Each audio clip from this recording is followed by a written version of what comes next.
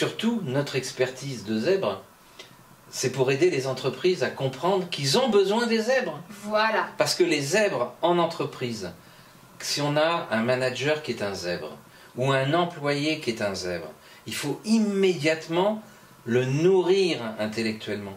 Un zèbre en entreprise, si on le gère de façon linéaire, qu'on lui donne une tâche après l'autre, qui n'a pas de sens, qui n'a pas d'émotion, il meurt.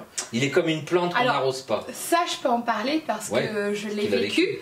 Je l'ai vécu dans le cadre d'une société américaine où quelque part j'avais un poste, donc ma mission et ma fonction c'était du commercial. Mais puisque j'arrive pas à me focaliser sur une tâche et par passion de toute façon je vais me donner à fond dans cette tâche, mais pour obtenir de bons résultats dans ça, je vais devoir faire autre chose. C'est-à-dire que je faisais du marketing, je m'occupais de la communication, je m'occupais également de la formation de d'autres vendeurs dans mes équipes et dans d'autres équipes, du recrutement. Donc, de ce fait, je m'occupais également de la présence de cette entreprise dans les salons. Donc, je touchais au marketing, à la communication, à la formation, au recrutement et au business. Du coup, j'étais très performante puisque j'étais très nourrie. Et en fait, aujourd'hui, avec du recul, c'est parce que justement, il y avait tellement de cercles d'énergie, tous ensemble, que ça m'aidait à atteindre un certain résultat. Et par contre, à l'inverse, j'ai eu la bonne surprise, alors je suis désolée, mais de travailler pour une société française pour laquelle j'ai lancé pourtant la filiale en Angleterre.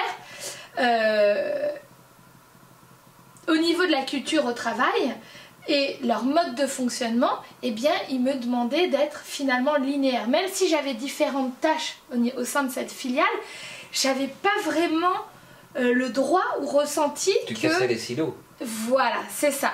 Et du coup, je me sentais enfermée et pas à ma place. Et ça allait, c'était contre-productif. Mais on t'a quand même donné ta chance. C'est-à-dire ?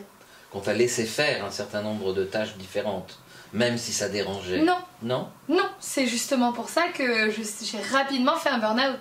Ok.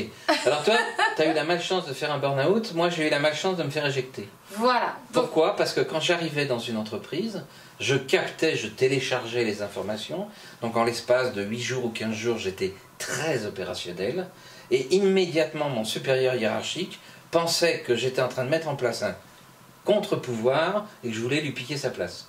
Alors que j'étais simplement passionné par ce que je faisais, je m'intéressais à 10 000 choses, et lui, comme il était linéaire, il me voyait comme un contre-pouvoir. Donc, dehors. Voilà.